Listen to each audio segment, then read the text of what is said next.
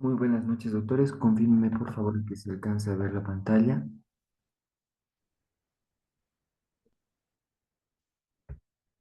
¿Sí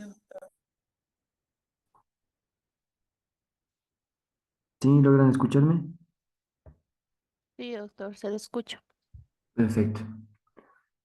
Vamos a comenzar la jornada del día de hoy con un puerperio fisiológico. Un caso clínico, tenemos una mujer de 30 años. Este es su segundo embarazo. Ha tenido ya un parto previo que dio a luz hace 24 horas mediante un parto vaginal sin complicaciones.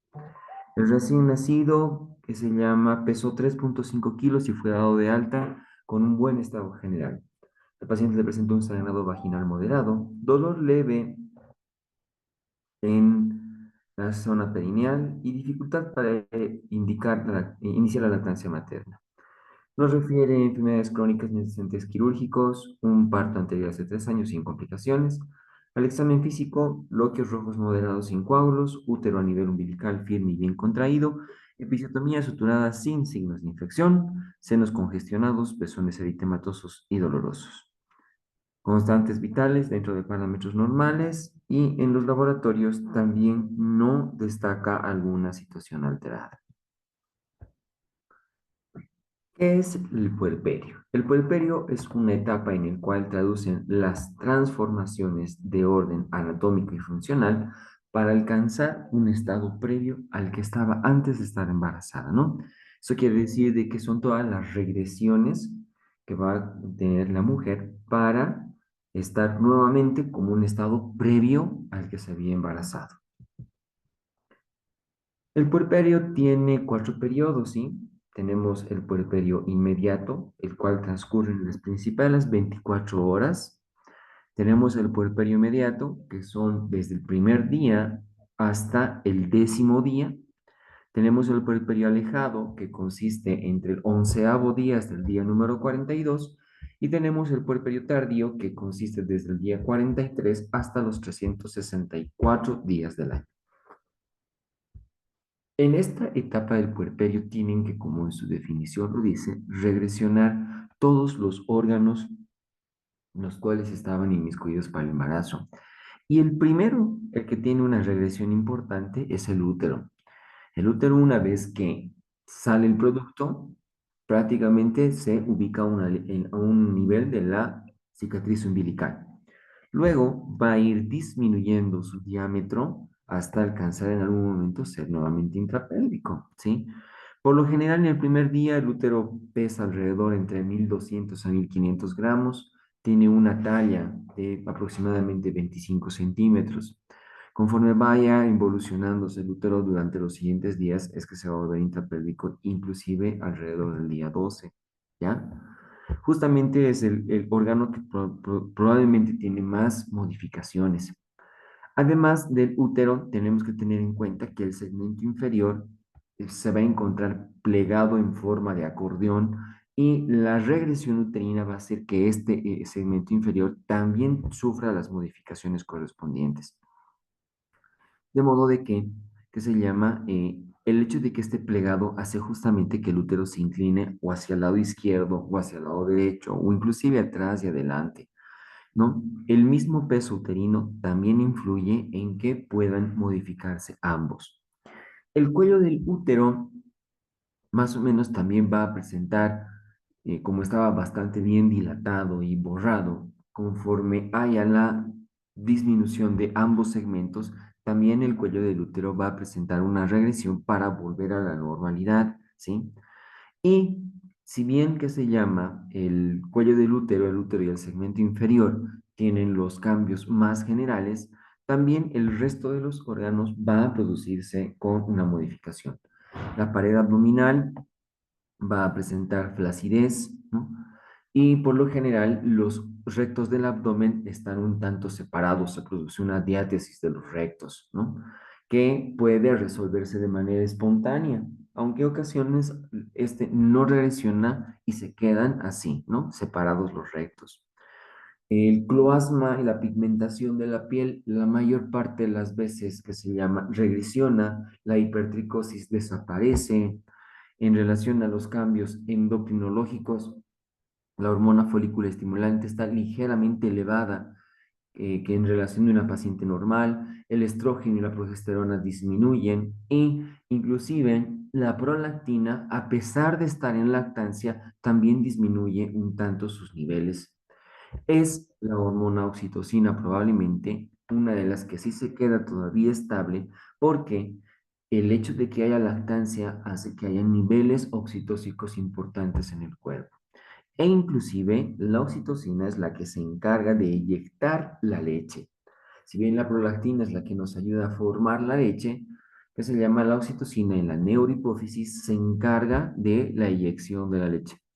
La lactancia materna ya se establece, entre el primero y el segundo día se secreta solamente calostro, y entre el tercer a cuarto día ya ocurre la bajada de leche.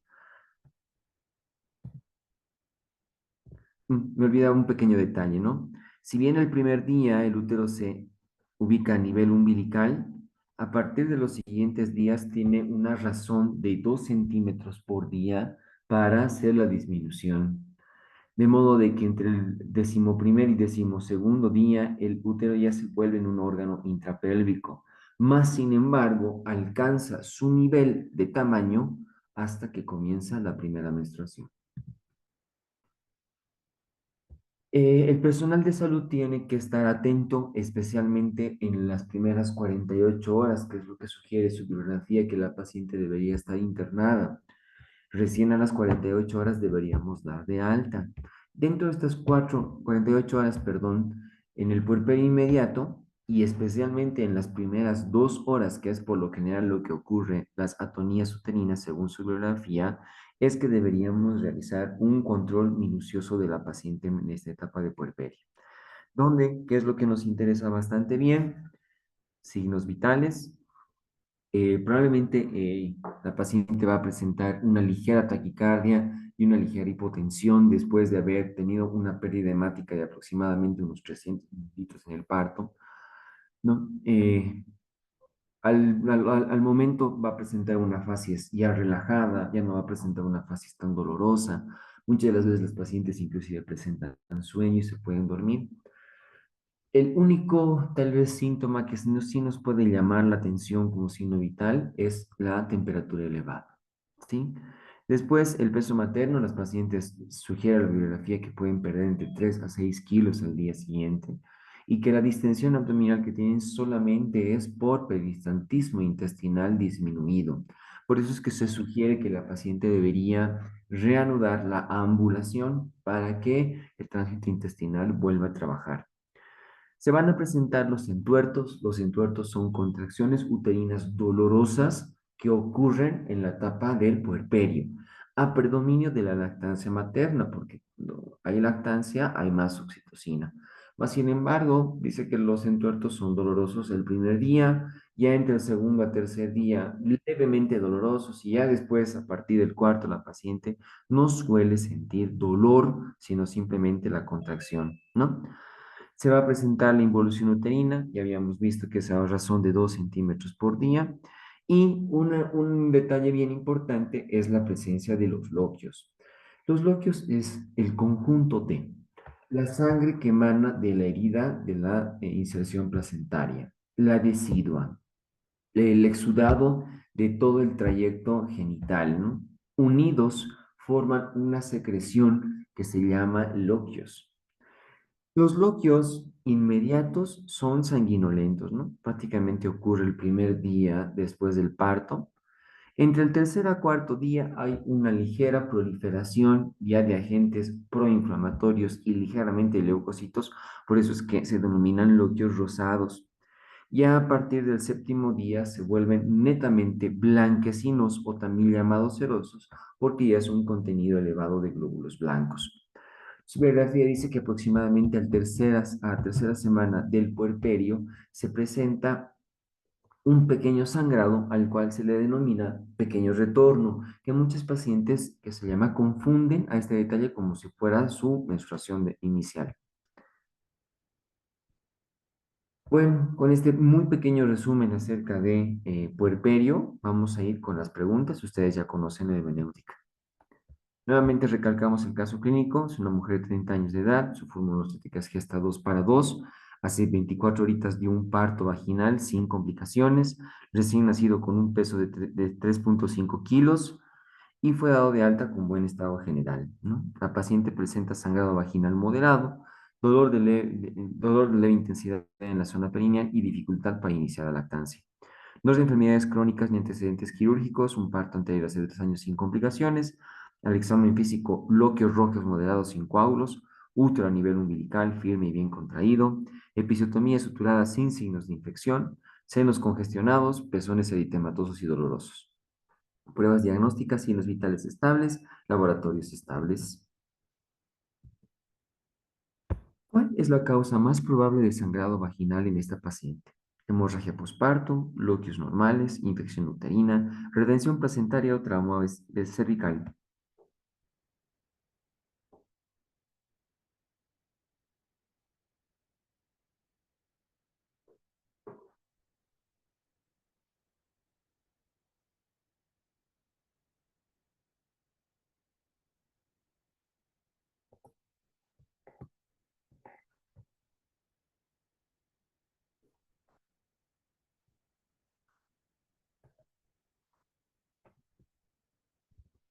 Tenemos que tener en cuenta que solo en las primeras 2 horas, según su bibliografía, es que ocurren los casos de sangrado por atonía uterina. Lo que ocurría después serían los loquios, donde justamente los primeros 2 días son sanguinolentos. Sí, la causa más frecuente de esta paciente es que simplemente esté sangrando por sus loquios. ¿Cuál es el hallazgo normal en el puerperio inmediato en relación al tamaño del útero? Útero palpable a nivel suprapúbico, útero palpable a 5 centímetros por encima del ombligo, útero a nivel del ombligo, útero no palpable o útero palpable a línea medial a nivel de la espina ilíaca.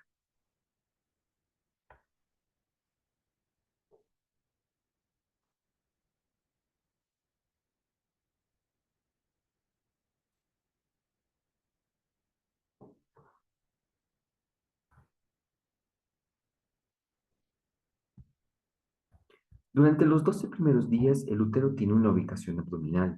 El primer día se percibe a nivel del ombligo, ¿no? 12 a 15 centímetros de la síntesis pubiana.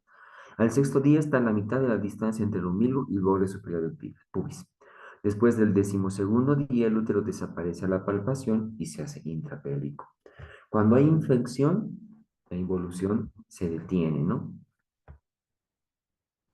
Entonces, lo que está aquí es más muy frecuente se encontrarlo a nivel del ombligo en el primer día.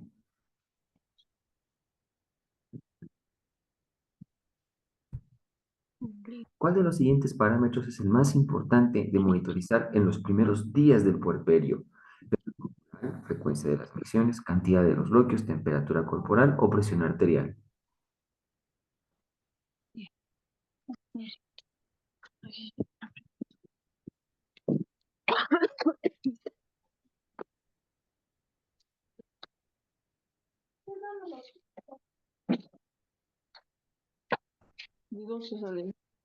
No sé.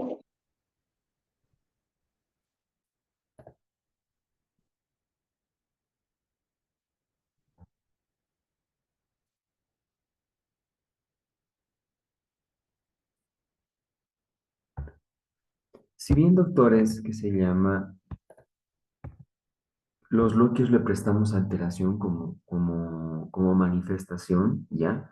Pero si es un signo vital, El más importante es temperatura corporal, doctores. Su bibliografía dice de que la paciente puede presentar inclusive escalofríos y sigue siendo fisiológico, pero la elevación de la temperatura es un detalle que nos diría que ese puerperio es patológico.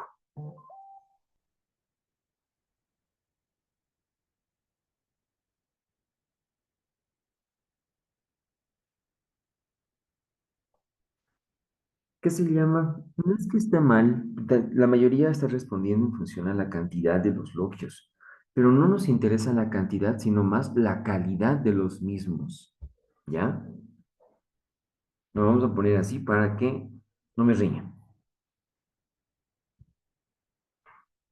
Después de la expulsión de su contenido, el útero pesa entre 100 a 500 gramos, 500 a 1000, 1200 a 1500, 1500 a 2000 gramos.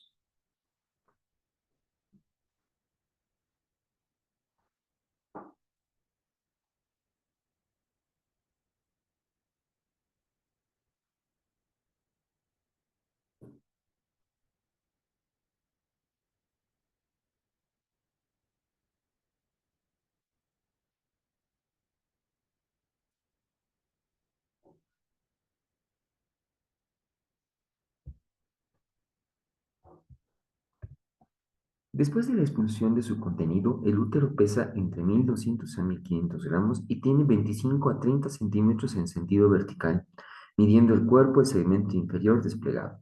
La involución uterina se extiende prácticamente hasta la aparición de la primera menstruación.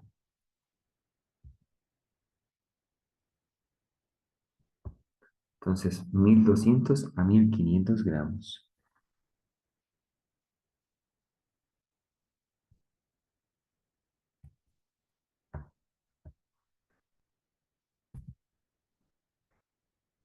¿En qué día puerperal el útero se hace intrapélvico? 10, 11, 12, 14, 15.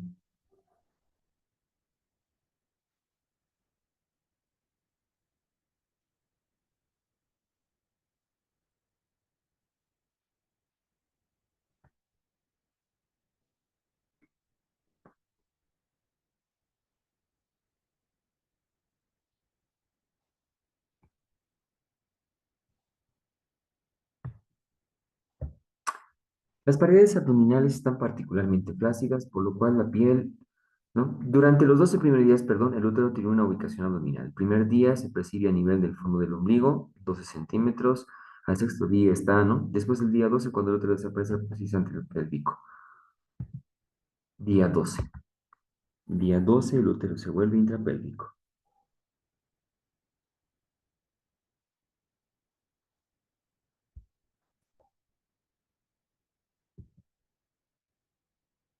Hormona que provoca contracción y el entuerto.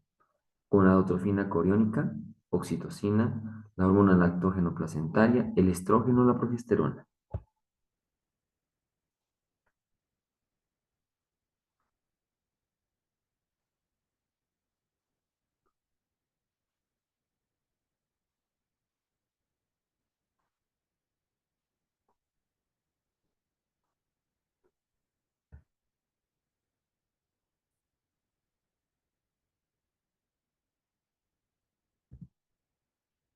Los entuertos son dolores producidos por las contracciones uterinas de puerperio.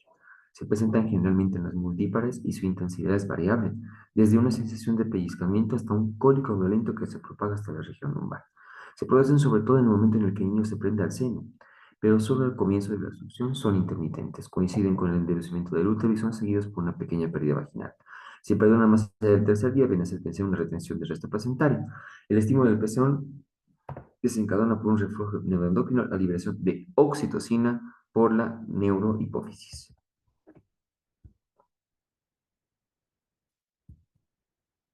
Durante las 2 primeras horas, el útero contraído se denomina bandas vivientes de Pienaar, globo de seguridad de Pienaar, hipertonía uterina, banda de Bandle o ninguna es correcta.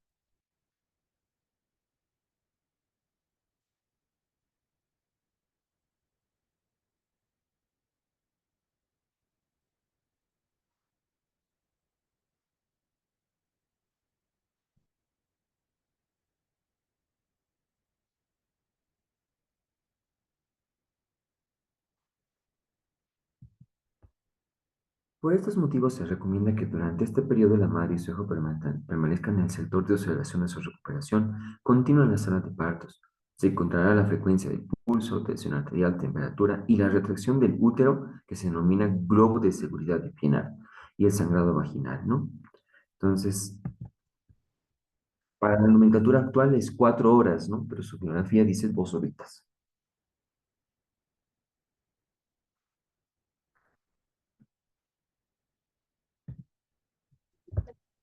El fondo uterino involuciona a cuántos centímetros por día: 2 centímetros, 4 centímetros, 5 centímetros, 2 a 7 centímetros, 5 por día.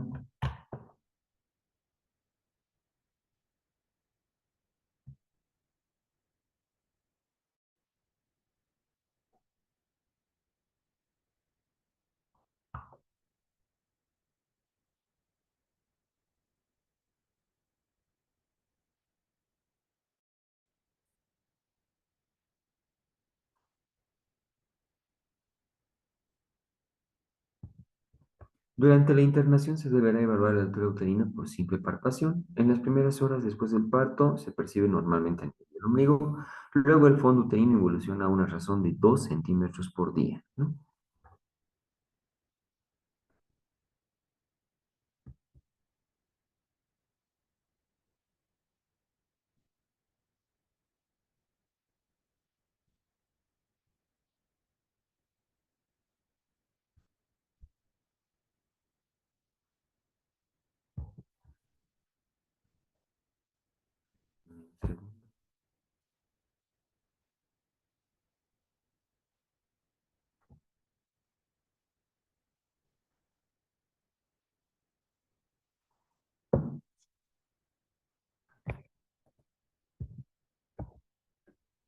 Permítame un segundito. Ahora sí. ¿Cuándo es necesario inhibir la lactancia materna? Feto con asfixia perinatal, madre VIH positivo, fisura palatina en el producto, madre diagnosticada de cáncer de cervix o todos.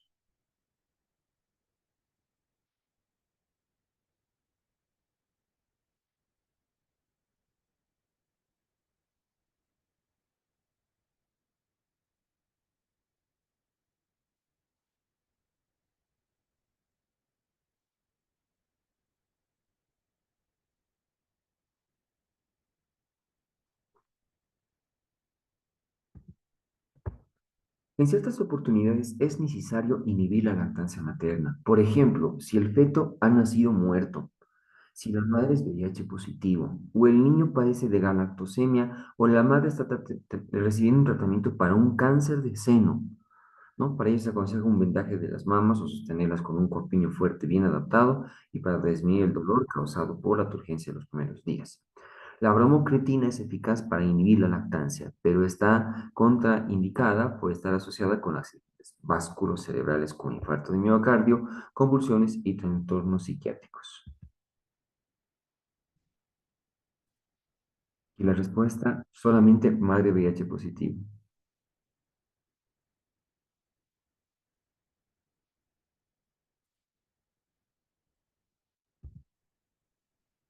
En relación a los cambios de la pared del abdomen con las modificaciones del puerperio, es común encontrar abdomen en tabla, hipertonía muscular, circulación colateral, diátesis de los rectos o todas son correctas.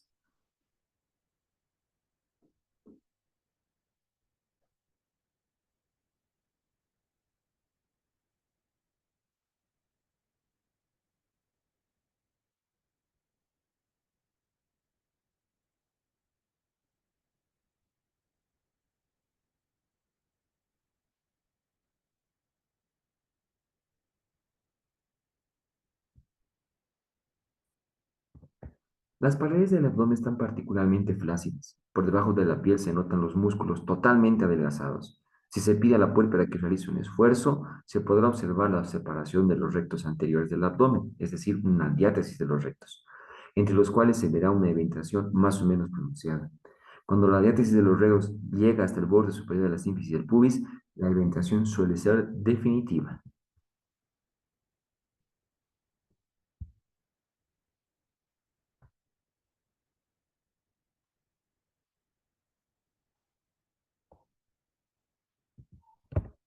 ¿Qué son los entuertos? Contracciones uterinas del puerperio, hemorragia del puerperio, secreción láctea en el puerperio, modificaciones del segmento inferior o A y B son correctas.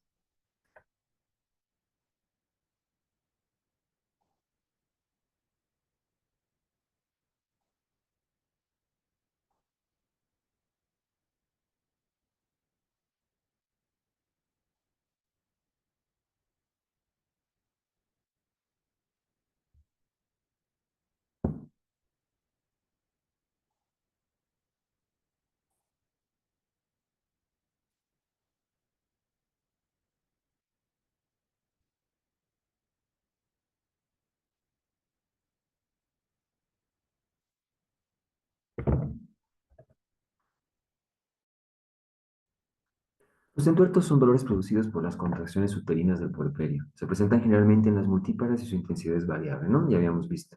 Son solamente contracciones, no tiene que ver la hemorragia.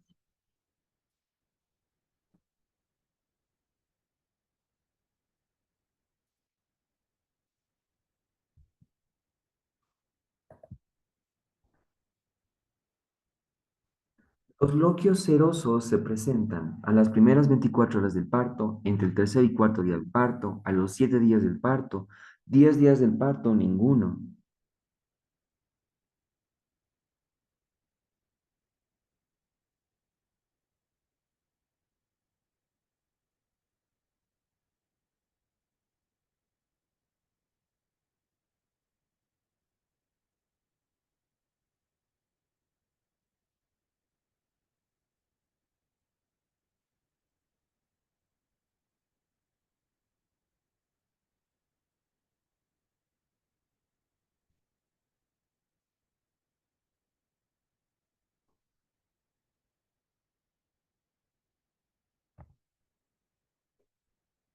De manera inmediata se presentan los sanguinolentos. Entre el tercer a cuarto día, rosados. A partir del séptimo día son serosos. Serosos a los 7 días.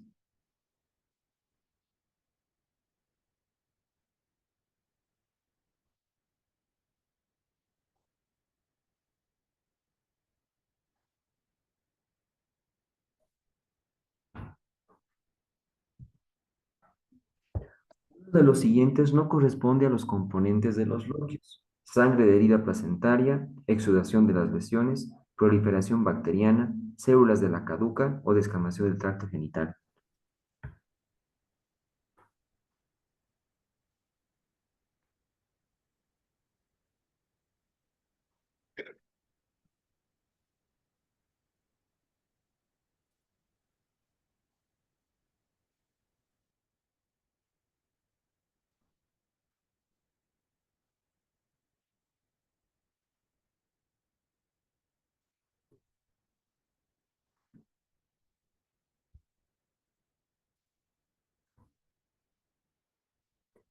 Durante el puerperio hay una eliminación líquida por la vulva, formada por la sangre que emana de la herida placentaria y las excoriaciones del cuello uterino y la vagina, a la que se agregan un líquido de exudación de dichas lesiones, fragmentos de caduca de generación grasa y células de descamación de todo el trayecto genital.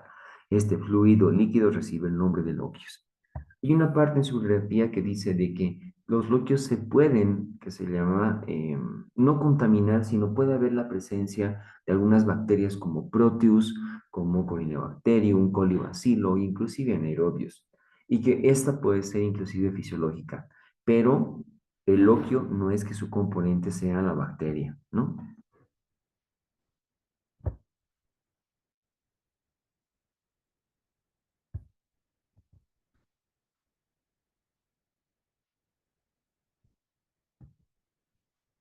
El puerperio alejado, ¿qué días comprende?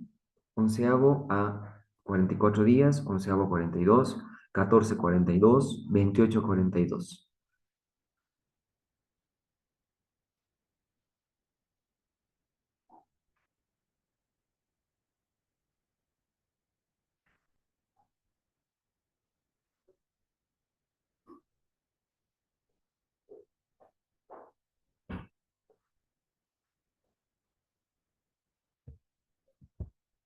El puerperio alejado consta del 11.º día hasta el 42.º día. Que su biografía le ponía unos ditas no bien cercanos, ¿no? 364, no dice 365, no va al 45 ni va al 42, ¿no? Pero bueno, la respuesta es del 11.º al 42.º día.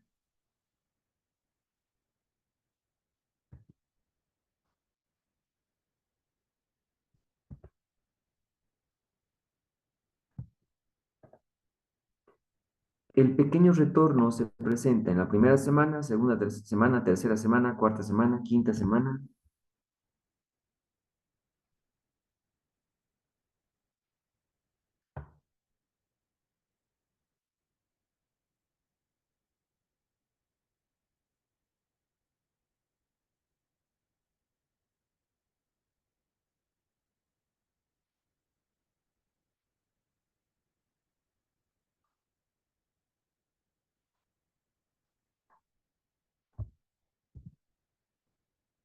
El aspecto y color de los loquios después del parto es el de la sangre pura, ¿no? Los loquios sanguíneos. Los días siguientes, 3 a 4, con exudados están alterados y existen unos leucocitos, entonces es rosado o ceros sanguinolentos.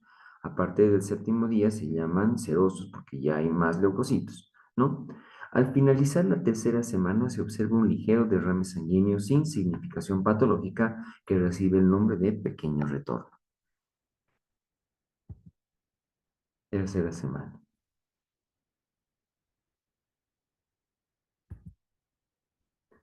La evaluación del puerperio tardío, ¿qué tiempo comprende?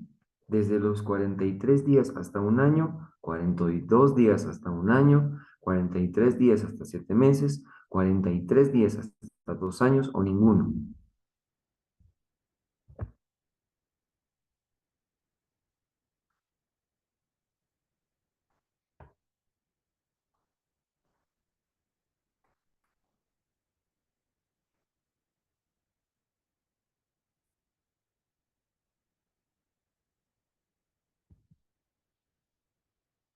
43, porque hasta el 42 era puerperio alejado. Tardíos de 43 hasta los 364 días del año. Es decir, me falta solo un día para ser un año, ¿no?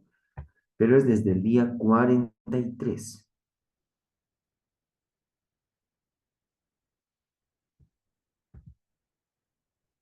La secreción láctea se produce alrededor de, inmediatamente después del parto, del primer al segundo día, del tercer al cuarto día, del quinto al séptimo día o a partir del 11.º día.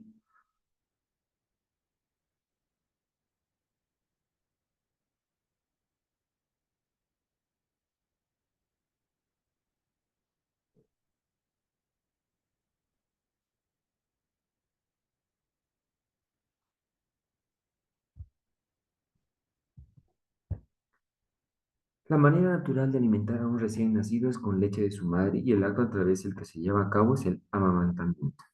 Se registra un aumento de la secreción calostro durante los primeros días del puerperio y la aparición de secreción láctea hacia el tercer y cuarto día. Antes del tercero lo que ocurre es calostro.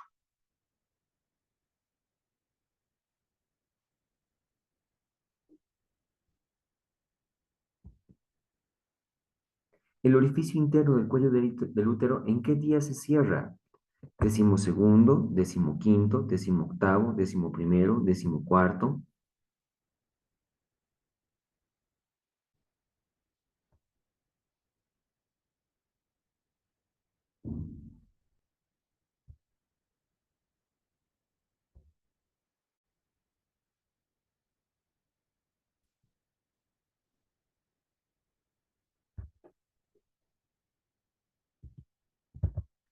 El cuello del útero dilatado y flácido y congestivo en su primer día recupera su consistencia por desaparición del edema y alcanza una longitud casi normal al tercer día.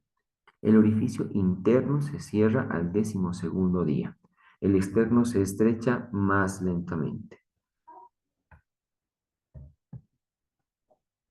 12.º día.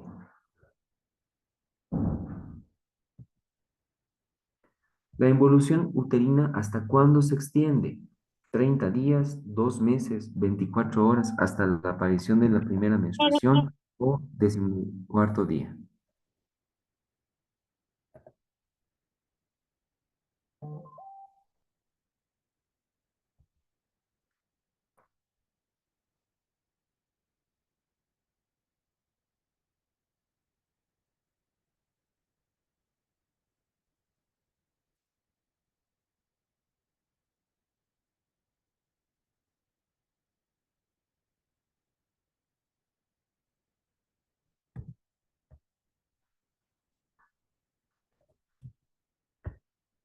Se deberá evaluar la altura del útero por siempre la palpación, ¿no? Durante el puerperio inmediato, esta involución es tan rápida que el peso del útero y por consiguiente su tamaño disminuye a la mitad desapareciendo el útero de la palpación, ¿no? Volviéndose intrapélvico. Pero la involución uterina se extiende prácticamente hasta la aparición de la primera menstruación.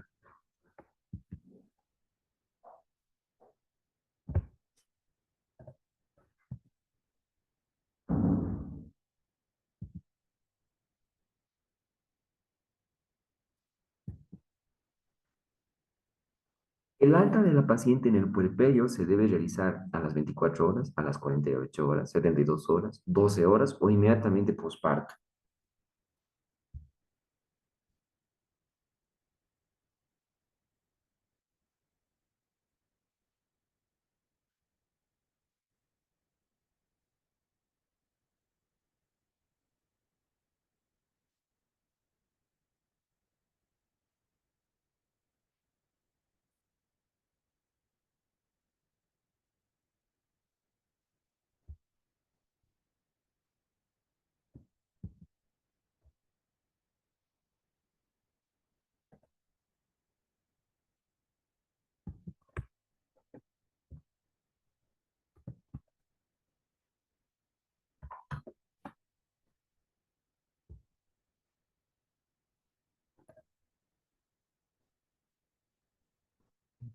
Segundito. Buena manera de ir respondiendo esta pregunta, ¿no? Su biografía dice de que dar de alta antes de las 48 horas es una alta precoz y solo debería recomendarse en casos de que la paciente esté, ¿qué se llama? Con una situación muy importante como para dar de alta o una emergencia, que no necesariamente sea por la paciente, ¿no? Denme un segundito.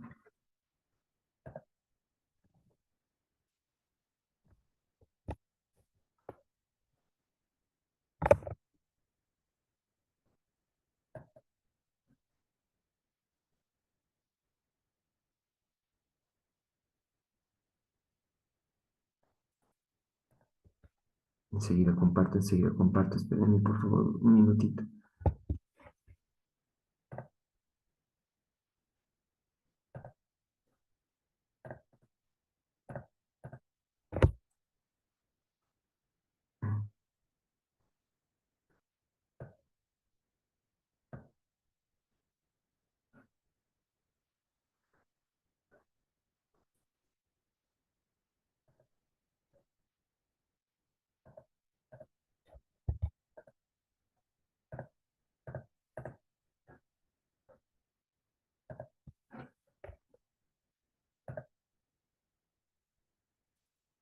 Espérenme, por favor, espérenme.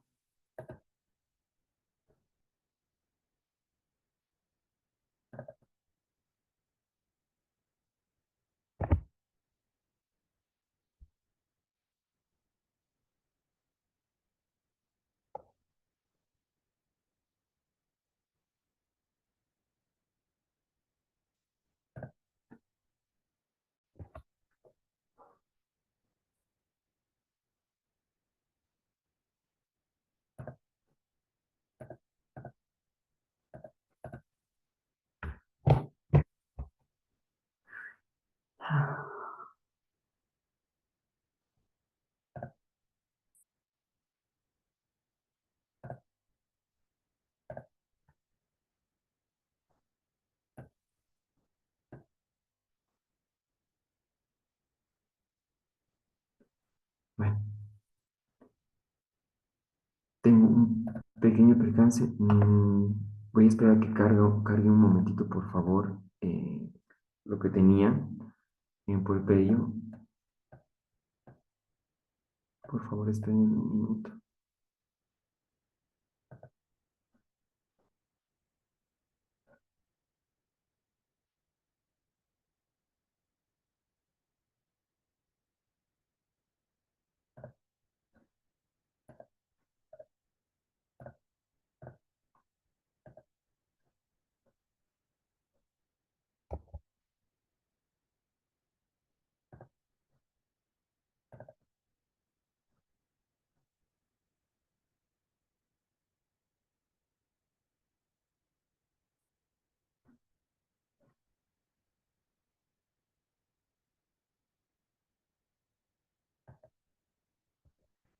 para no,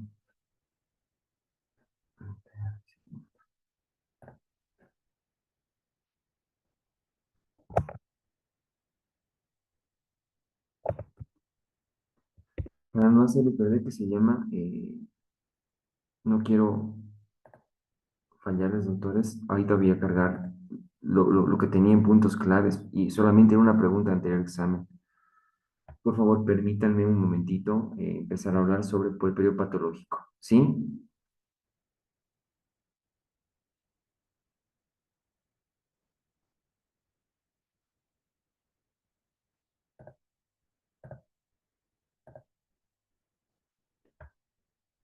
Bien, me falta muy poquitito del anterior, por favor, lo voy a hacer al final. Ya, espérenme un momentito. ¿Ya? Tengo un caso clínico nuevo. Tengo una paciente de 34 años de edad, gesta 2 para 2. Acude al servicio de urgencias 10 días después de un parto vaginal sin complicaciones. Refiere fiebre de inclusive 38,5 grados centígrados desde 3 días. Bloqueos fétidos y dolor abdominal bajo que ha ido empeorando. La paciente presenta escalofríos y malestar general. En su historia clínica se destaca que tuvo una episiotomía en el último parto, la cual aparentemente ha estado sanando adecuadamente. No tiene antecedentes de alergias ni condiciones médicas relevantes. Al examen físico, la exploración física se observa una temperatura de 38,7 grados centígrados, dolor a la palpación suprapúbica y sensibilidad uterina a la exploración bimanual. Los bloqueos son purulentos y de mal olor. La incisión de la episiotomía muestra signos leves de inflamación sin signos de absceso evidente. Dentro de los laboratorios, lo que sí destaca aquí, miren, una leucocitos de 16.500, ¿no? Con predominancia de neutrófilos, PCR elevado y un urocultivo negativo. Bien, la mayor parte de las veces cuando hablamos de un puerperio patológico hacemos referencia a infección puerperal, ¿sí? Podemos acá ver múltiples gérmenes, tanto aerobios como anaerobios, pueden colonizar el tracto genital inferior y superior. Dentro de los factores de riesgo para que se presente una infección puerperal, tenemos en cuenta la ruptura prematura de membranas, los cuadros de hemorragia, pues, especialmente el posparto, y por ende una anemia materna, tactos vaginal a repetición, ¿no? La paciente que se le hace mucho tacto, ya sea para adelantar el trabajo de parto o por duda, deshidratación materna, aquella paciente que no tiene un grado de hidratación adecuado, un parto prolongado, ya sea tanto, especialmente en el periodo expulsivo, y uno muy frecuente, los accidentes del canal blando del parto. ¿Ya? Tenemos que tener en cuenta de que hay clasificaciones en función a la infección. Tenemos la infección puerperal localizada. Esta consta simplemente de las primeras, vulvitis, vaginitis y cervicitis, que por lo general se resuelven de manera espontánea, ¿ya? No necesitan una situación muy importante y a veces inclusive solo el aseo puede funcionar para que haya una evolución favorable. Pero la endometritis es la infección más frecuentemente de todas, ¿sí? Dentro de las cuales tenemos una variante séptica, la variante pútrida, que por lo general es por anaerobios y por colibacilo, ¿no? Citar, inclusive, su biografía habla del Clostridium, este agente da el síndrome icteroazoémico de Mondor, también lo vamos a ver en enfermedad pélvica inflamatoria. También hay que se llama variantes parenquimatosas que ya afecta el parénquima, puede inclusive, que se llama disolver parte del músculo, inclusive una gangrenosa que es la que se ulcera y todo el débito purulento se puede desencadenar a cavidad abdominal, ¿no? Citar también al loquiometra, que si viene del latín metra oculto, son loquios que no se logran eliminar porque el cuello del útero se estenosa y los loquios retenidos son un potencial que se llama cultivo para bacterias ascendentes. La infección también se puede propagar, ¿sí? Ya sea por continuidad o por vía linfática, dentro de las cuales vamos a encontrar a las metritis, parametritis, salpingovaritis, pelviperitonitis o hasta inclusive la peritonitis, ¿no? Aquí podemos ver en las vías de continuidad prácticamente El germen pasa por continuidad simplemente, ¿no? Como su nombre lo dice, y por lo general son las variantes de las infecciones gonocócicas. Mientras que las otros gérmenes por lo general siempre van a pasar por vía linfática a hacer la infección. Todos los cuadros anteriores, ya sea de endometritis y las infecciones diseminadas por continuidad o por vía linfática, el principal signo cardinal que van a presentar es fiebre. Muchas de las veces van a presentar fiebre tipo éltica, ¿no? O fiebre en agujas, como podemos ver bastante bien, y que se llama, también van a presentar una subinvolución uterina, es decir, no va a presentarse bien contraído el útero, y además va a haber la presencia de unos loquios con una característica achocolatada, levemente fétidas, medio espesas van a salir los loquios, ¿no? E inclusive las pacientes, en función al grado de complicación que tengan, pues van a presentar hasta datos de irritación peritoneal. Si esta infección no se controlase, ¿ya? Por la mayor parte de las veces no lo hace y hasta inclusive termina en tratamientos quirúrgicos, la infección puede diseminarse ahora por vía hematógena y va a formar una tromboflebitis. Y de la tromboflebitis tenemos dos variantes, la tromboflebitis propiamente dicha y la flebotrombosis. En la tromboflebitis significa que el vaso se va a infectar y va a empezar a eliminar trombos infectantes, mientras que en la flebotrombosis, ¿no? Es más o menos al revés, ¿ya? En cuando está descrita la palabra. Primero se forman unos trombos infectantes y estos infectan recién el vaso sanguíneo. Por lo general, el vaso sanguíneo más frecuentemente afectados son los pelvianos, es decir, en los ilíacos internos, y una vez de que alcanza el vaso ilíaco, puede formar la flegmasia alba dolens, que es una infección del vaso sanguíneo que por lo general va a comprometer toda la extremidad, ¿no? Aquí podemos ver una extremidad aumentada de tamaño, con una coloración diferente, bastante dolorosa y que inclusive, que se llama, puede llegar a edematizarse hasta los extremos distales de la extremidad inferior. Antes se pensaba que el dolor simplemente era por un edema, más sin embargo, es la vía linfática la que se infarta y la que inclusive produce el edema y el dolor. Si no se tratara también de manera adecuada, es una extremidad potencialmente infectante para que envíe émbolos a todo el cuerpo y por ende se produce una embolia. Cuando llegamos a esto, por lo general el tratamiento tiene que ser con anticoagulantes, vitamina K, analgésicos, antibiótico terapia y movilización, ¿no? Es un complejo muy importante de tratamiento que si no se lo hace va a derivar a una tromboflebitis embólica, por ende una septicemia puerperal y por correspondiente la muerte, ¿no? Hoy en día ya no encontramos muchas infecciones hematógenas, ¿no? Pero es importante determinar que la premasia alba dolens es porque agarra los vasos pelvianos, especialmente el ilíaco interno. Para todo puerperio infectante, es decir, para toda infección puerperal, el tratamiento es en función a prevención primero, ¿no? Debemos tratar de evitar que las bolsas se rompan antes, de tactos vaginales a repetición y muchas de las veces, si hay factores de riesgo, realizar antibiótico-terapia solamente profiláctica. Dentro del cuadro de sostén, tenemos que tener en cuenta que van a ocurrir, vamos a tener antibióticos. Los regímenes recomendados por su bibliografía para un puerperio con infección es clindamicina más gentamicina, cefotaxima más gentamicina, y si hay la presencia de anaerobios, inclusive añadir metronidazol. ¿Qué quiere decir? De que o va a ser biasociado o hasta inclusive puede ser triasociado.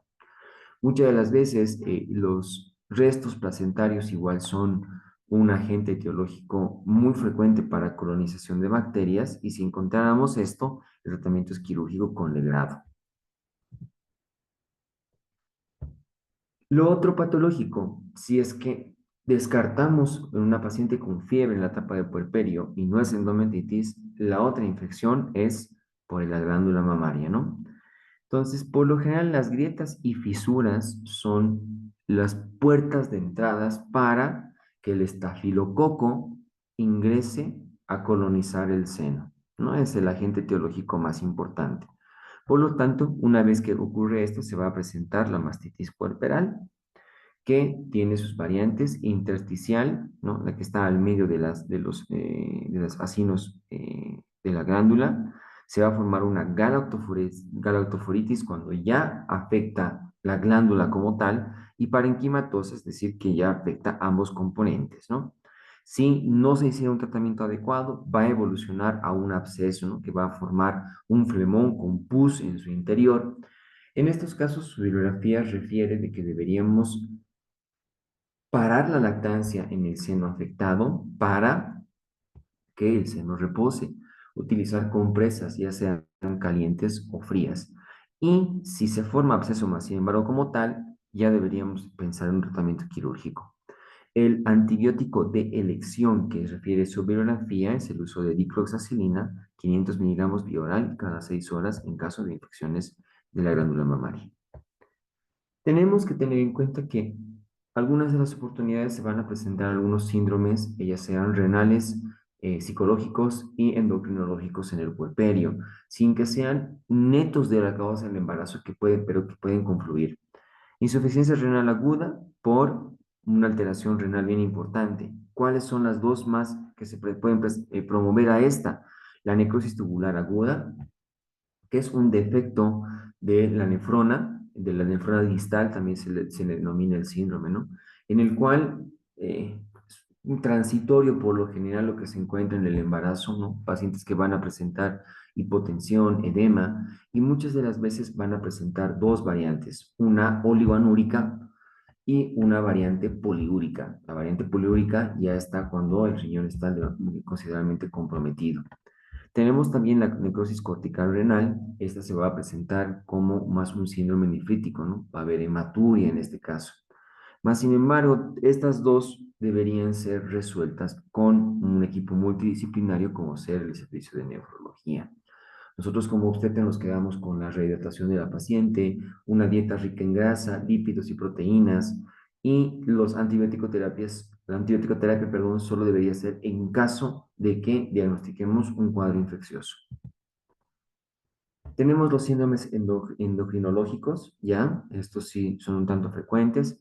Hipogalactia, que es la baja concentración de leche, es poquito, ya sea fisiológicamente en los primeros días por el calostro simplemente, y después a veces la paciente por temor y el dolor a la lactancia presenta disminución de la secreción de leche. Hipergalactia no se consideraría tanto una patología como tal, pero a veces las pacientes refieren aumento de la turgencia mamaria y por ende una dificultad para la secreción láctea. La ingurgitación mamaria, la mayor parte de las veces no compromete una situación patológica, simplemente es un llenado excesivo del seno. El seno suele aumentar su volumen, pueden haber unas tramas venosas en el tejido del seno, ¿no? Y prácticamente con la lactancia suelen resolverse. Tenemos dos síndromes. El síndrome de Chiari-Foumel es muy, pero muy raro, que se caracteriza por la presencia de galactorrea y amenorrea, ¿ya? No tiene una casuística que sea en relación al embarazo, pero se puede presentar, ¿no? Las pacientes que presentan esta característica. Mientras que el síndrome de Sheehan, sí, este sí es desencadenado en la etapa del puerperio por una hemorragia masiva. Se produce una necrosis de la hipófisis y por ende la paciente va a presentar amenorrea, pero también va a presentar ausencia de la lactancia. Dentro de los síndromes neuropsíquicos tenemos a la tristeza puerperal. Esta, por lo general, es muy frecuentemente presente en todas las pacientes en los primeros días, ¿no? Muchos en función al miedo, al temor que va a presentar, pero se resuelve de manera espontánea. El síndrome depresivo sí es aquel que la paciente puede presentar, que se llama síntomas más correspondientes, ¿ya? Inclusive pueden presentar hasta depresión muy importante, y tienen tendencia al llanto, no se resuelve en los siguientes días del parto. Mientras que ya la psicosis puerperal, la paciente puede presentar hasta inclusive ideas delirantes, ¿no? La paciente puede perder la realidad en función de la etapa del puerperio. Con este pequeño resumen de la parte patológica, ahora vamos a pasar con las preguntas, ¿no? Volvemos a recalcar el caso clínico que veíamos de una paciente de 34 años, es tenido dos partos, ¿no? Acude al servicio de emergencias 10 días después del parto vaginal sin complicaciones. Refiere fiebre de 38,5, loquios fétidos, dolor abdominal bajo que ha ido empeorando, la presencia de escalofríos y malestar general. En su historia clínica se destaca que tuvo una episiotomía en el último parto, la cual aparentemente ha estado sanando adecuadamente, no tiene antecedentes de alergias ni condiciones. A la exploración física se observa una temperatura de 38,7, dolor a la palpación suprapúbica y sensibilidad uterina a la explosión bimanual. Los bloqueos son purulentos y de mal olor. La incisión de la episiotomía muestra signos leves de inflamación, sin signos de absceso evidente. Los laboratorios lo que destaca es una leucocitosis de 16.500, ¿no? Predominio de neutrófilos, PC elevada y urocultivo negativo. ¿Cuál es el factor de riesgo más importante para desarrollar endometritis puerperal en esta paciente? Multiparidad, lactancia, la episiotomía, el parto vaginal o la cesárea.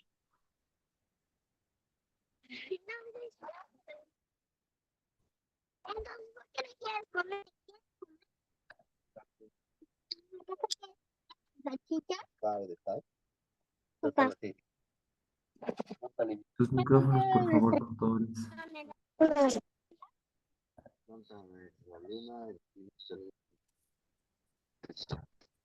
El manco está.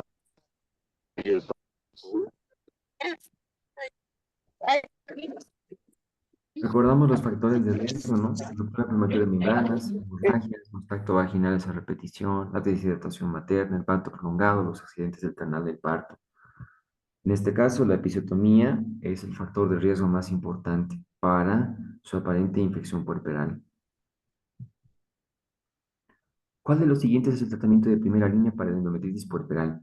Metronidazol, amoxicilina, clindamycin, gentamicina, ciprofloxacina, acitro.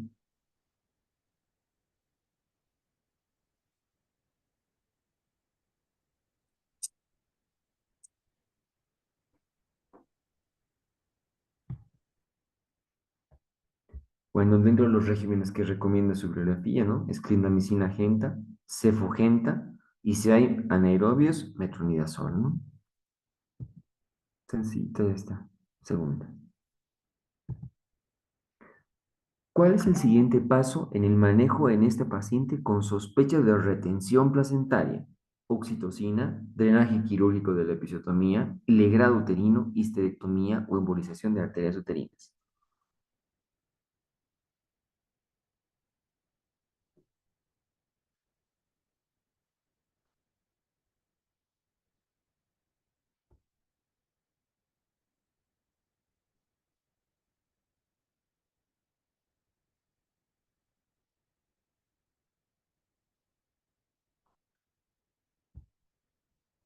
Les había comentado, ¿no? Dentro del tratamiento quirúrgico está primero el legrado.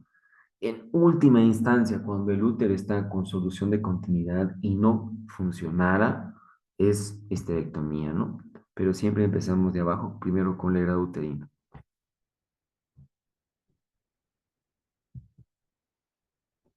¿Cuál de los siguientes es un signo clínico que distingue la endometritis puerperal de otras causas de fiebre posparto?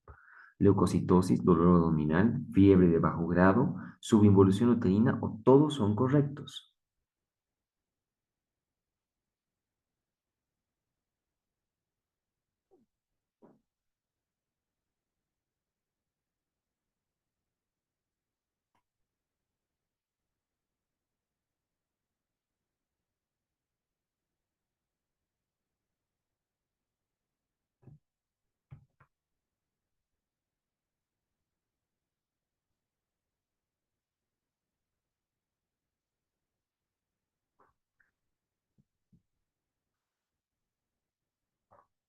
La endometritis es la causa más común de reacciones térmicas y dolorosas del puerperio y la más frecuente localización de infección puerperal, ¿ya? Pueden asentarse en la zona de inserción de la placenta o extenderse a la cavidad uterina, ¿no? Las lesiones son siempre más importantes profundas a nivel del área placentaria. Su sintomatología de comienzo generalmente brusco se inicia entre el tercer a quinto día después del parto con escalofríos netos, acompañado de temperatura que oscila entre 39 y 40 grados y taquicardia. El útero se palpa involucionado, blando y doloroso, ¿no? Es lo que le da la característica además para ser patológico y que sea de endometritis, ¿no?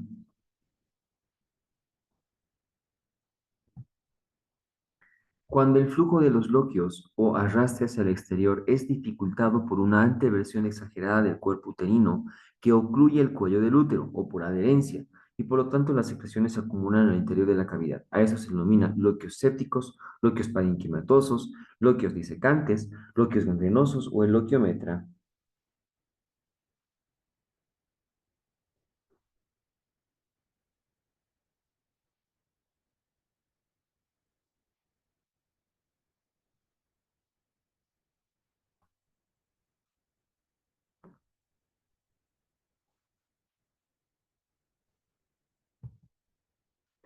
El loquiometra ocurre cuando el flujo de los loquios o su arrastre hacia el exterior es dificultado, ya sea por una versión exagerada del cuerpo uterino o por una adherencia del cuello, ¿no? De modo de que no sale.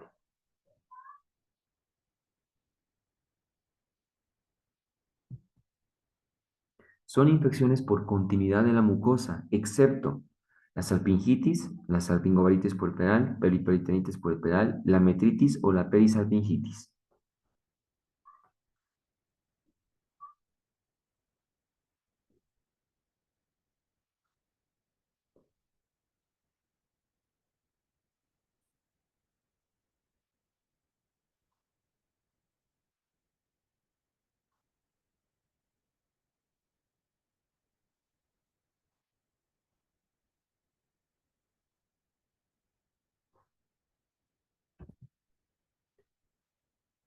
Infecciones por vía linfática es la metritis puerperal, ¿no? Todo lo que es hacia trompa casi es por continuidad.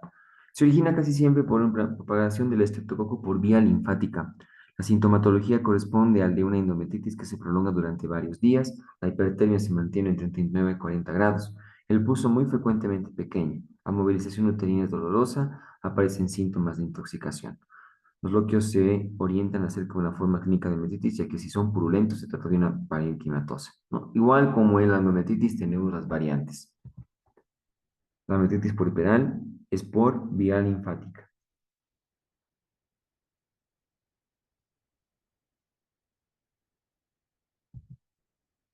La presencia de colibacilo o anaerobios predisponentes para una endometritis corresponde a la variante séptica, pútrida, parenquimatosa, disencante o todas son correctas.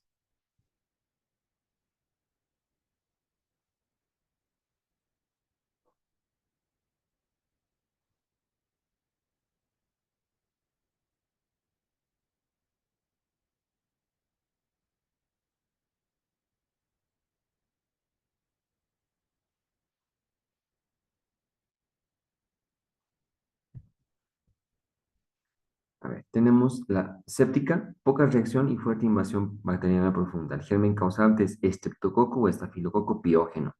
Pocos loquios y fetidez. La pútrida, fuerte reacción superficial, abundantes tejido necrótico, loquios copiosos, espesos, fétidos, agente causal, colibacilo o anaerobios. Cuando el Clostridium perfringens es el agente principal, produce el síndrome icteriosómico de Mondor. Parenquimatosa. La infección alcanza las capas musculares. El útero es grande y blanduzco, puede ser simple o supurada. Y la disecante gangrenosa con formación de zonas escafeladas de pleno músculo uterino que son eliminadas por vía natural o que pueden dar lugar a la perforación espontánea de la pared y la peritonitis consecutiva. Si es colibacilo, es putrida.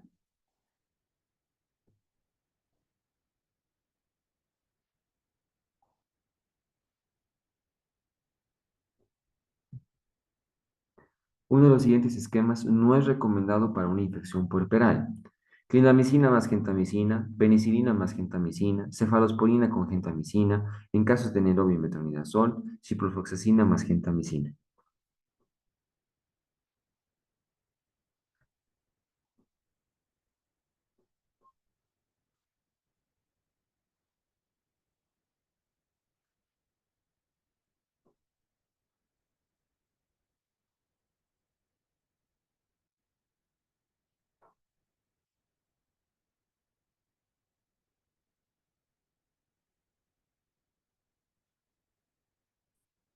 A la mayoría, al menos en UNITA casi les pesqué. Individualizado el germen se debe determinar la sensibilidad del mismo a los distintos agentes terapéuticos antimicrobianos. Para administrar con las dosis adecuadas el quimioterápico o antibiótico que al antibiograma señale como mayor efectividad. Cuando no se puede realizar este procedimiento, se escogerá clindamycin por vía endovenosa, ¿no? O se puede utilizar penicilinas de amplio espectro o cefalosporina más un aminoglucósido como gentamicina. Y en los casos en los que se sospeche de anaerobio, se recomienda la administración de metronidazol. El que no está es Cipro.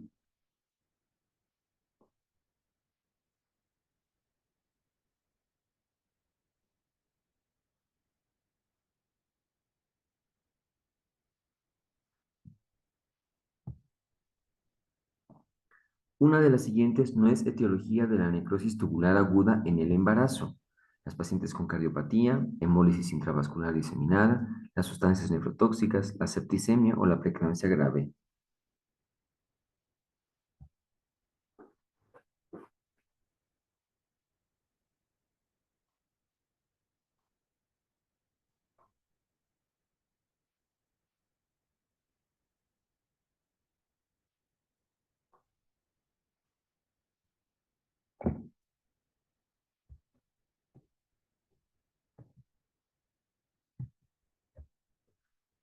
Necrosis tubular aguda también se denomina anuria renal o nefrosis del nefrón distal, ¿no? Riñón en shock o post-transfusional. La función excretora se pierde por una alteración de circulación renal con subsecuente una degeneración tubular, ¿no? Se mencionan que hay justamente las alteraciones que pueden contribuir con la anuria. Dentro de la etiología está la insuficiencia circulatoria periférica, es decir, un choque, hemólisis intravascular diseminada, sustancias nefrotóxicas, septicemia e inclusive la preeclampsia grave. Pero la cardiopatía no es una causa de necrosis tubular aguda en el embarazo.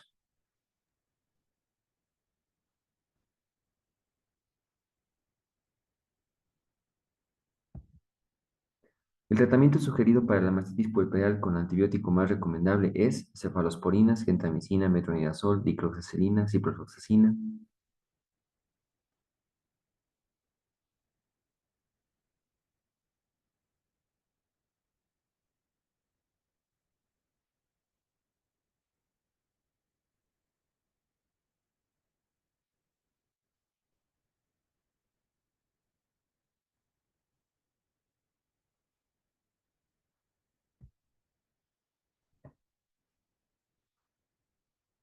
La lactancia se interrumperá temporariamente en la mama enferma, efectuándose el vaciado de la glándula con bomba.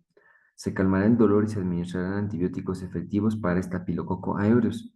Por ejemplo, dicloxacilina 500 miligramos cada 6 horas durante 7 a 10 días.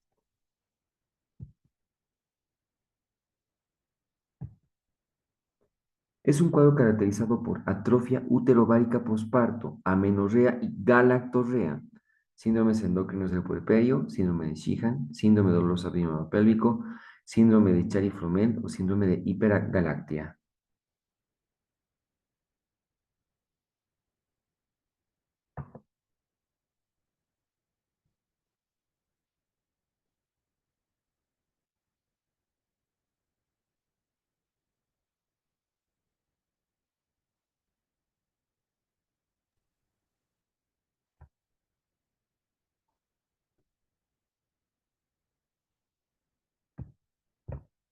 Síndrome de Chiari-Froment está caracterizado por una atrofia uterovárica posparto, amenorrea y galactorrea, ¿no? Aquí tiene galactorrea, es importante. Es una enfermedad rara que afecta especialmente a las primíparas. La duración de la lactancia no es un factor determinante. Síndrome de Chiari-Froment.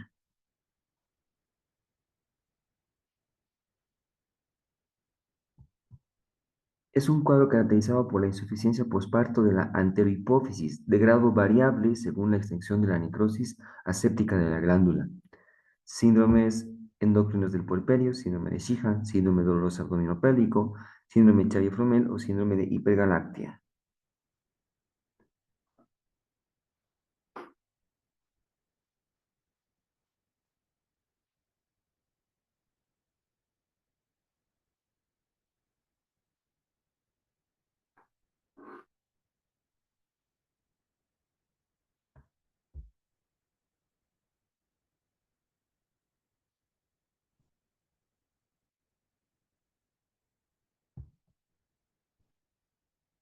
Síndrome de Sheehan. Este fallo hipoficiario de muy baja frecuencia es producida por una hemorragia grave del parto.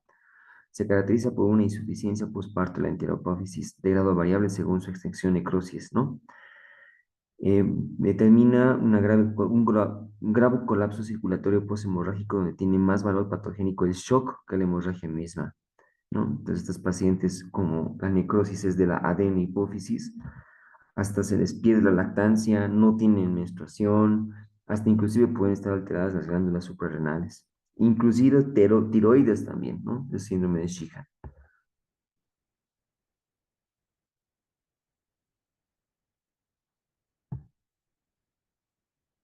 El germen más frecuente para producir mastitis puerperal es Staphylococcus aureus, Streptococcus colibacillus, anaerobios o todos son correctos.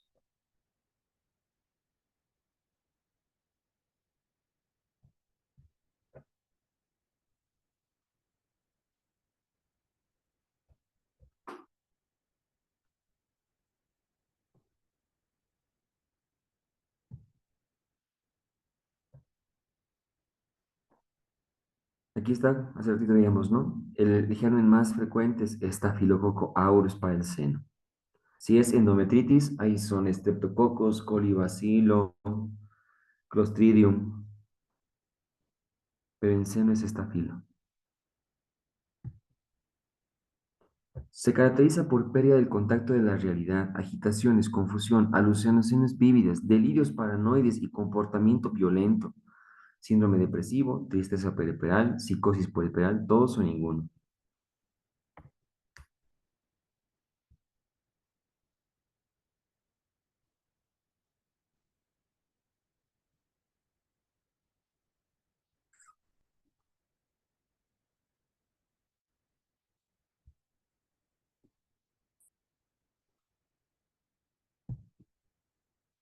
Psicosis puerperal. Es el trastorno mental más grave que puede ocurrir durante el puerperio. Su incidencia es 1 a 4 por 1000 nacimientos, aunque puede ser menor, ¿no? Y a los 14 días del posparto, pero continúa inclusive varios meses después. Los más susceptibles parecían ser las mujeres que tienen episodios o trastornos depresivos o esquizofrénicos previos. Se caracteriza por tener pérdida del contacto de la realidad, agitación, confusión, alucinaciones, delirios paranoides y comportamiento violento, ¿no? Psicosis puerperal.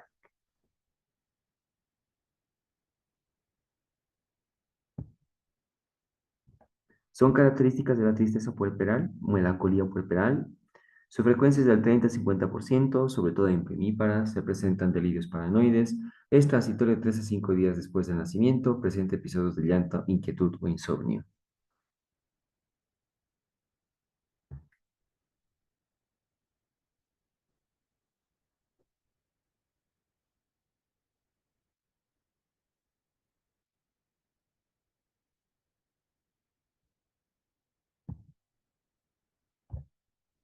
La tristeza es, ¿no?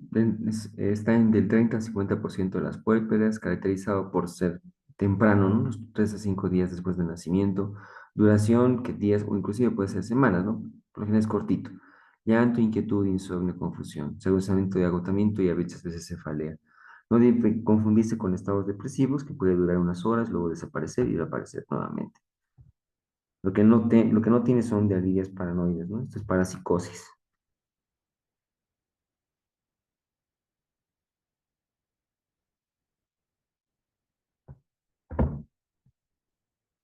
Cuando la vena se infecta de manera primitiva y la sangre coagula en contacto con la adventicia se denomina flebotrombosis, infección por vía hemática, síndrome hemorrágico abdominopélvico, tromboflebitis, ninguno.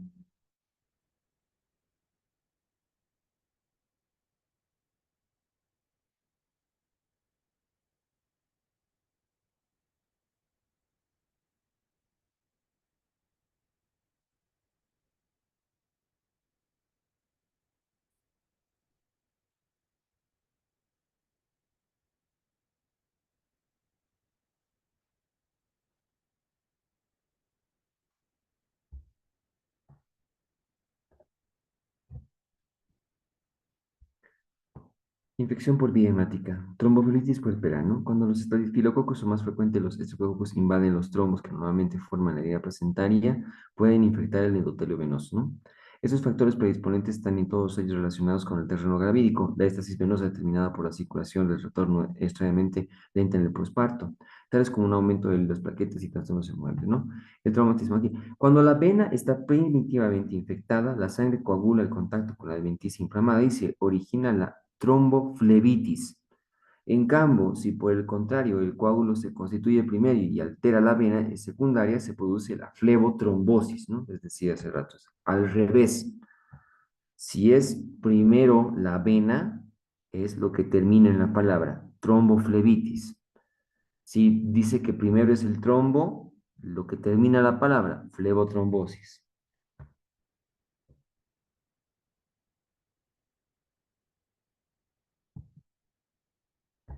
El lugar de inicio de la flegmasia alba dolens corresponde a venas pelvianas, venas hipogástricas, venas mariolares, venas epigástricas o la vena cava inferior.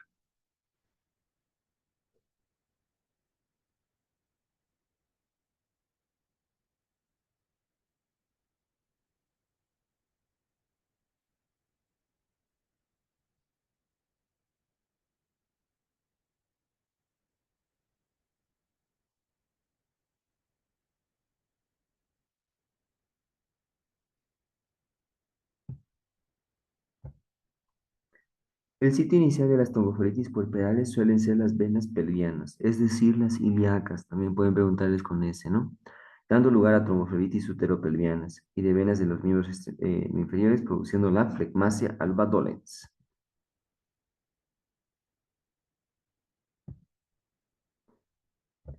Son características de la flegmasia alba dolens, edema liso, blanco duro, muslo uniformemente engrosado. La tromboflebitis comienza en las piernas con edemas malleolares, la éstasis linfática o todos.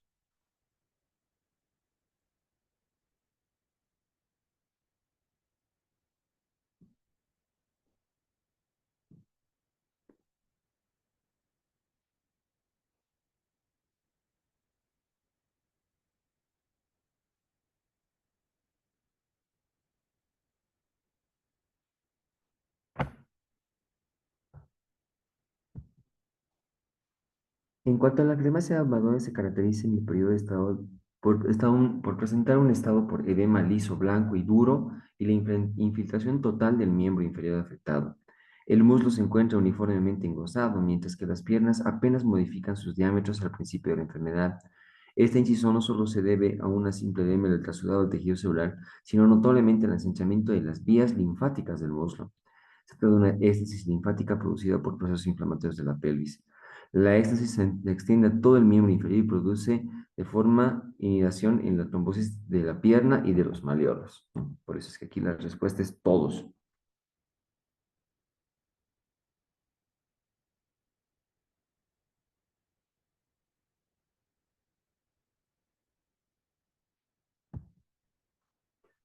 Son parte del tratamiento curativo de la tromboflebitis, excepto heparina de bajo peso molecular, administrar vitamina K, aspirina, analgésico o tratamientos antibióticos según el antibiograma.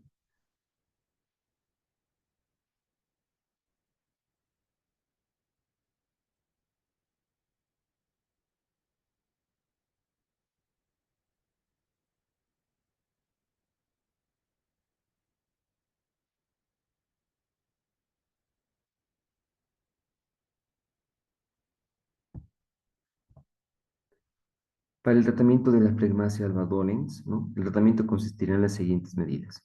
Inyección de 100 miligramos de heparina de bajo peso molecular, endovenosa la primera vez y 50 para una mujer de 50 a 60 kilos cada 4 horas. 12 horas después de la última inyección de la heparina, administrar vitamina K con un control reiterado a nivel de protrombina. Si bien la simple movilización pasiva de la paciente es necesaria, se puede indicar tempranamente, no se utilizará el levantamiento sino de la fase de la curación completa alrededor de la cuarta semana. Analgésicos y tratamientos con antibióticos según el cultivo. Así que aquí lo que no va es aspirina.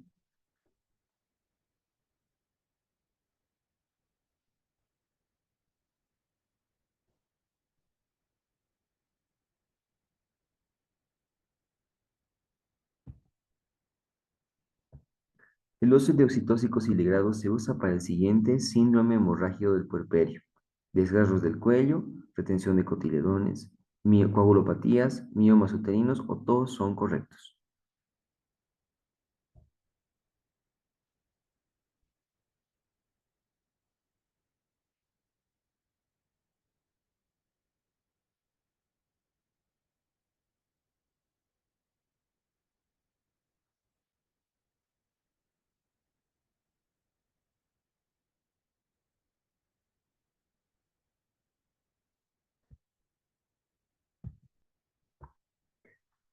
Las hemorragias precoces han sido tratadas ya en el alumbramiento. Las hemorragias tardías son producidas por retención de cotiledones. En dicho caso, el tacto se encuentra un útero blando con subevolución y el cuello con orificio interno entreabierto. El tratamiento consiste en hielo, oxitóxicos y antibióticos y curetaje para extraer los restos. Retención de cotiledones. Pregunta de examen: ¿cuál es la causa más frecuente de histerectomía por hemorragia posparto? Atonía uterina, placenta creta, rotura uterina, placenta previa o leiomiomas.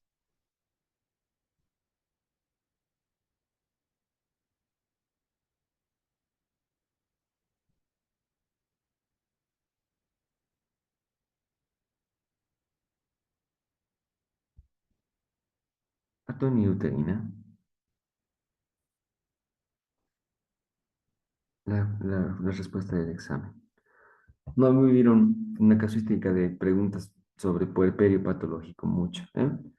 Definición del puerperio patológico: implica cualquier complicación que ocurra durante las primeras series postparto, incluye infecciones, hemorragias y eventos tromboembólicos. La endometritis es la infección más común en el puerperio, especialmente después de las cesáreas, y presenta con fiebre, dolor uterino y loquios malolientes. Factores de riesgo para infecciones puerperales: lo quirúrgico, el RPM, el trabajo de parto prolongado, los tractos vaginales múltiples y un monitoreo interno. Tratamiento de la endometritis: clindamicina y gentamicina con cobertura para anaerobios y aerobios. La adición de ampicilina se realizará si se sospecha de enterococos. Tromboflebitis séptica: se debe sospechar en pacientes con fiebre persistente a pesar del tratamiento antibiótico. Tratamientos con anticoagulantes y antibióticos. La hemorragia posparto tardía puede ocurrir hasta 6 semanas en el posparto, principalmente por retención de restos placentarios o involución uterina inadecuada. Causas de hemorragia posparto: las 4 T son clave: atonía, traumatismo, tejido retenido y trombina. La mastitis puerperal se presenta con dolor y enrojecimiento de la mama, fiebre y malestar general. La causa más común: estafilo. Absceso mamario: complicación de la mastitis no tratada adecuadamente, se requiere drenaje y antibióticos. Trombosis venosa profunda: el puerperio es un estado hipercoagulable, lo que aumenta el riesgo de tromboembolismo. Se caracteriza por dolor y edema de las extremidades inferiores. Embolia pulmonar: sospechada en pacientes con disnea súbita, dolor torácico y taquicardia posparto. Es una emergencia médica que requiere anticoagulación urgente. Las infecciones del sitio quirúrgico: la infección en la incisión de cesárea o de episiotomía, tratamiento antibiótico y drenaje quirúrgico si hay absceso. Prevención de infecciones: la administración de antibióticos profilácticos antes de la cesárea reduce significativamente el riesgo de endometritis. Fiebre puerperal se define como fiebre de 38 grados centígrados o más en 2 ocasiones separadas por 24 horas en las primeras 10 días posparto, excluyendo las primeras 24 horas. La revisión posparto temprana: es importante realizar una evaluación posparto a las 6 semanas para detectar complicaciones tardías como hemorragias, infecciones y disfunciones urinarias o sexuales. Aquí pueden tomarle una captura de pantalla a sus flashcards para que puedan ir resolviendo sus preguntas.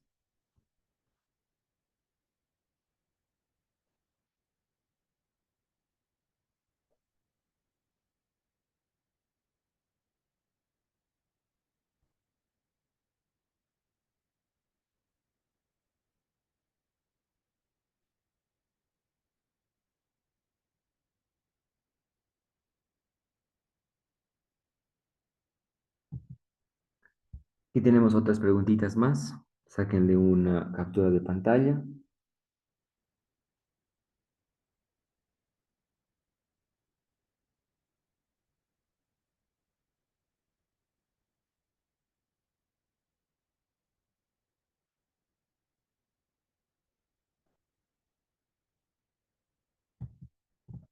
Bien, les debo de puerperio. Espérenme un ratito, por favor.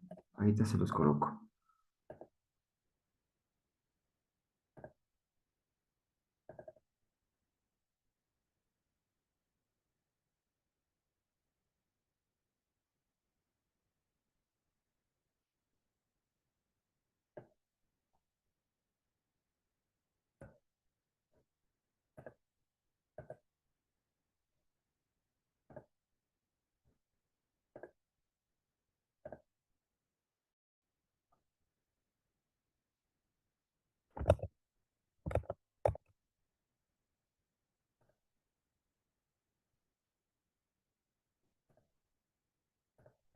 Ahora sí, desde vía de puerperio normal.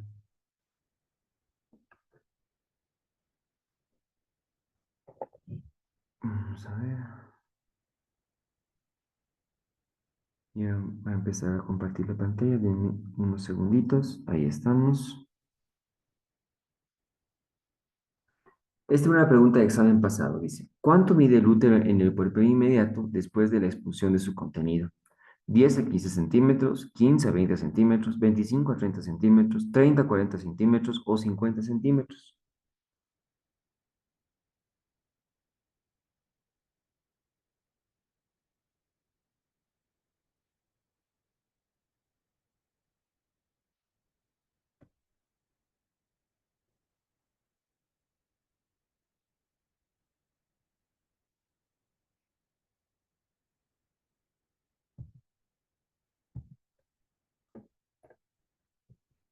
Sí, la respuesta era de 25 a 30. No han preguntado más acerca de puerperio. No aparenta ser un tema muy importante. Pero bien, definición del puerperio. El puerperio es el periodo que sigue al parto, abarcando hasta la sexta semana, es decir, los 42 días, durante el cual el cuerpo materno se recupera y los órganos reproductivos regresan a su estado no gestante. ¿Qué se llama? Fases del puerperio, inmediato las primeras 24 horas, inmediato hasta el séptimo día, tardío desde el séptimo hasta la sexta semana, ¿ya? La involución uterina, el útero disminuye al tamaño gradualmente, inmediatamente después del parto hasta el nivel del ombligo y desciende 2 centímetros por día. Eso es, en su radiografía, lo ideal es 1, pero en su radiografía dice 2. Al final de las 6 semanas debe ser impalpable. Los loquios son las secreciones vaginales que siguen el parto, cambian de color, el volumen, ¿no? Loquios rojos los primeros 3 días. ¿No? Rosados, aquí hemos encontrado en otra bibliografía que dice hasta 10 días inclusive, y los blanquecinos se pueden mantener hasta 6 semanas, ¿ya? Pero mantengan la línea de su bibliografía. Hemorragia postparto, la hemorragia es una complicación frecuente en el puerperio inmediato y causada principalmente por atonía uterina. Se define por una pérdida de sangre superior a los 500 mililitros después del parto vaginal y 1000 después de una cesárea. Cambios hormonales, la prolactina se eleva en mujeres que lactan inhibiendo su ovulación. La ovulación puede tardar en regresar, especialmente en mujeres que amamantan. La reanudación de la menstruación, en mujeres que no lactan, la menstruación regresa entre los 6 a 8 semanas. Las mujeres que lactan exclusivamente pueden retrasarse más tiempo. Lactancia materna. Promueve la liberación de oxitocina, lo cual favorece la contracción uterina y la involución del útero. Se recomienda la lactancia exclusiva desde los primeros 6 meses. La prevención de infecciones. Las infecciones puerperales incluyen endometritis, mastitis y abscesos en el sitio químico de la episiotomía. Los signos de infección incluyen fiebre, dolor y loquios malolientes. Una retención urinaria. La retención urinaria puede ocurrir debido al trauma durante el parto. Se recomienda vaciar la vejiga dentro de las primeras 6 horas postparto para prevenir complicaciones. Tromboembolismo venoso. El riesgo de trombosis venosa profunda aumenta en el puerperio debido a la hipercoagulabilidad. Es importante promover la movilización temprana y considerar la tromboprofilaxis en pacientes de alto riesgo. Cambios psicológicos. Los trastornos emocionales como el baby blues leve y transitorio son poco comunes. Que se llama la depresión postparto es más grave y requiere intervención si los síntomas persisten o empeoran. Control de dolor. Dolor perineal es frecuente, especialmente en mujeres con las episiotomías. Se puede utilizar analgésicos leves y técnicas como compresas frías en las primeras 24 horas. La reanudación de la actividad sexual generalmente se recomienda que sea entre la cuarta y sexta semana posterior al parto para reanudar la actividad sexual cuando el sangrado haya cesado y la curación perineal haya ocurrido. La anticoncepción en el puerperio. La anticoncepción debe discutirse antes de abandonar el hospital. Los métodos hormonales combinados deben evitarse en las primeras 6 semanas si la paciente está dando de lactar debido al riesgo de tromboembolismo. Y aquí le pueden sacar las fotitos, la captura de pantalla, perdón, para los flashcards del tema de puerperio. Vamos, ahora sí acabó.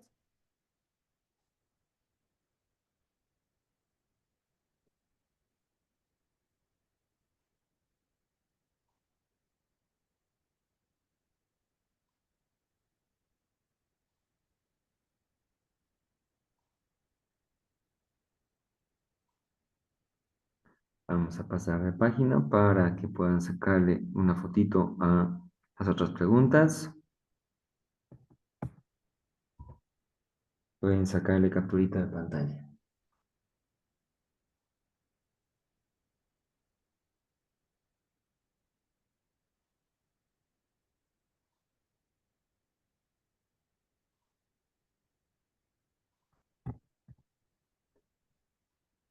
Bien, con este detalle podemos pasar a las preguntas que usted tenga. Aquí alguien tiene una que me dice, tuve una consulta respecto al tema del otro día, el uso de la indometacina es hasta la semana 32, pero ¿desde qué edad gestacional se puede utilizar? Desde el comienzo de la gestación en realidad se puede utilizar. Es un buen medicamento para amenaza de aborto.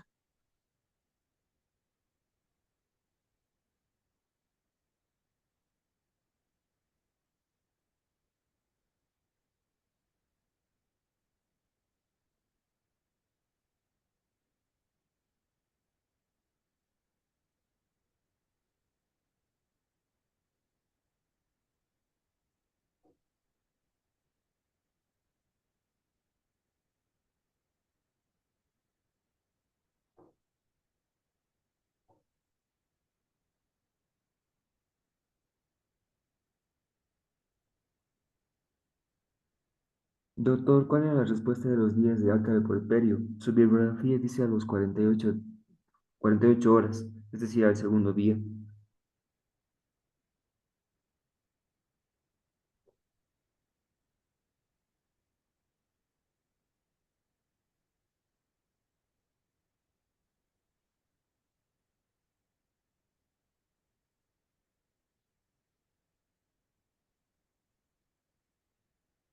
Creo que no hay muchas preguntas sobre puerperio.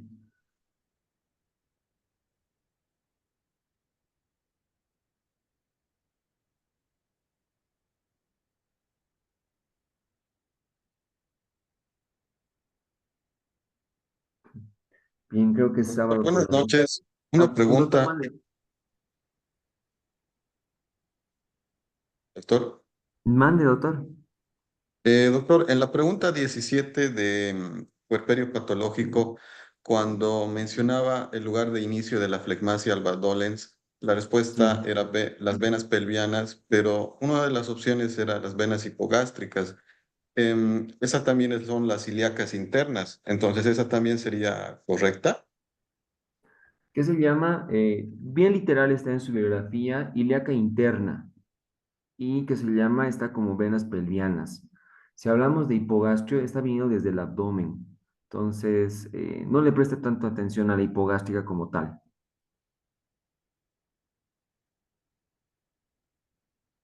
Ok, doctor, gracias. Si no me equivoco, el día lunes lo que llevamos es lactancia materna y embarazo gemelar.